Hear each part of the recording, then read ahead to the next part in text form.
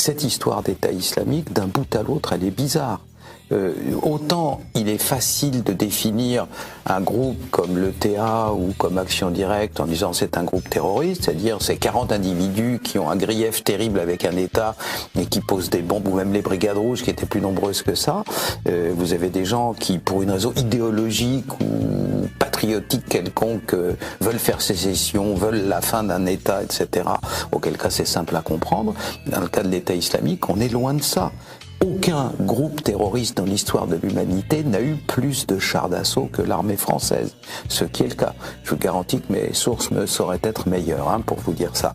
Donc à l'heure actuelle, l'État islamique dispose de centaines de chars d'assaut, des véhicules blindés légers qu'on appelle les Humvees, des sortes de grosses jeeps un peu perfectionnées. L'État islamique en possède plus de 5000. Donc ça n'est pas un groupe terroriste, c'est pas à l'échelle. Est-ce une guérilla? Non plus. Puisque une guérilla, c'est clair, on connaît ça depuis la guerre révolutionnaire de Mao dans les années 30, ce sont des gens qui attaquent l'armée ennemie et qui se replient. L'État islamique ne se replie pas, il attaque, il occupe le terrain, il se crée son fief et il y reste. Qu'est-ce que c'est?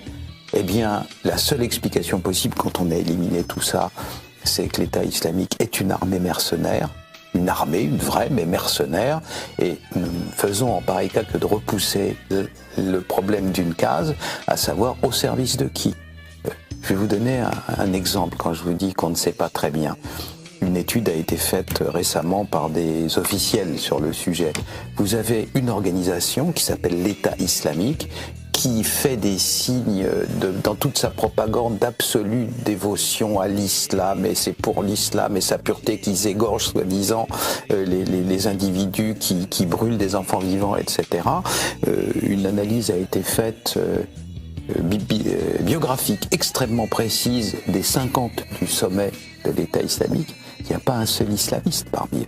Tous les gens qui sont, tous, sans exception, le Abu Machin al-Baghdadi étant un pur et simple leurre qui est là pour amuser la galerie, ceux qui dirigent vraiment, ceux dont on sait qu'ils échangent par voie électronique et donc ceux qu'on a pu repérer, les 50 du sommet, il n'y a pas un seul islamiste. Qu'est-ce que c'est que ce truc-là ?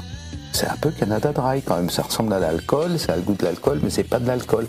Là, qu'est-ce que c'est qu'un islamiste? On le sait, c'est quelqu'un qui a combattu en Afghanistan, qui figure sur beaucoup de sites, qui est connu pour ça dans sa biographie.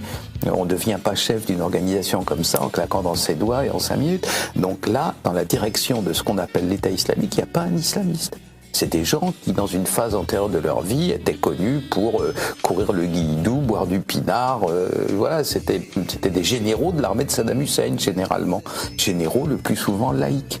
Voilà la situation. Donc quand on nous dit l'État islamique nous attaque, je réponds, c'est une précision insuffisante. Qu'est-ce que c'est que ce machin? Et personne n'a de réponse. Alors, personne, y compris même la présidence des États-Unis.